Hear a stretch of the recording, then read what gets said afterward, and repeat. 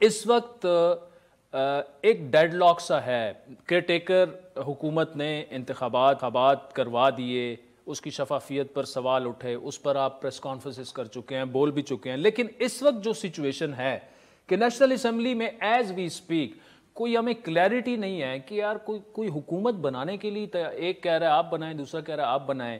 آپ کو یہ ساری چیزیں کیسے نظر آ رہی ہیں؟ مجھے تو بہت ہی معمول کی صورتحال لگتی ہے. حکومت سازی میں وقت لگتا ہے اور کسی قسم کا کوئی تعطل نہیں ہے.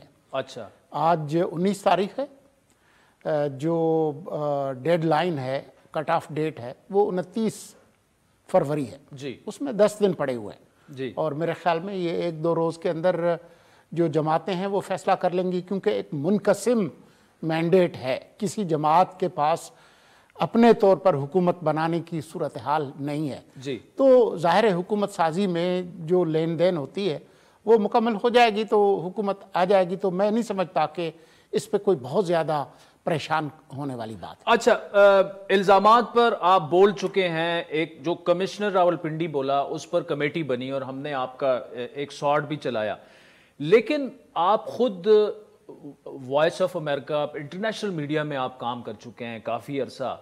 ایک پرسیپشن پاکستان کے بارے میں کیا نہیں بنا انٹرنیشنل میڈیا میں؟ کیونکہ اگلے دن ہیڈ لائنیں لگی ہوئی تھی، گارجین، ٹیلی گراف اور واشنگٹن پوسٹ اور نیو یارک ٹائمز، کہ جی راولپنڈی کا کمشنر بول رہا ہے کہ جی ہم سے جو ہے وہ ریگنگ کروائی گئی.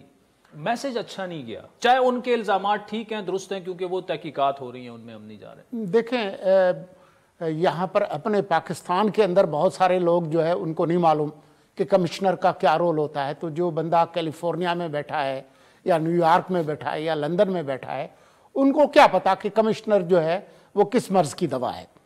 تو اور یہاں پر تو جس طریقے کی جہالت عام ہے، اس میں آج کے دور میں بہت سارے لوگ اس کی تحقیق نہیں کرتے. تو لیکن ساتھ میں کچھ کوارٹرز ایسے ضرور ہیں دنیا میں جن کے مفاد میں ہے کہ پاکستان کے اندر جو ایک غیر یقینی صورتحال جو ہے اس کو پروجیکٹ کیا جائے.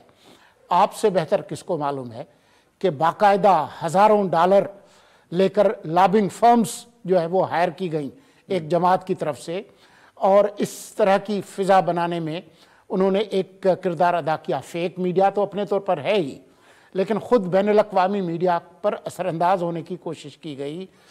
جو امریکی کانگریس ہے اس پہ اثر انداز ہونے کی کوشش کی گئی. تو جن کا کام ہے، جن کے مفاد میں ہے بے یقینی پھیلانا، وہ اپنا کام ضرور کریں گے.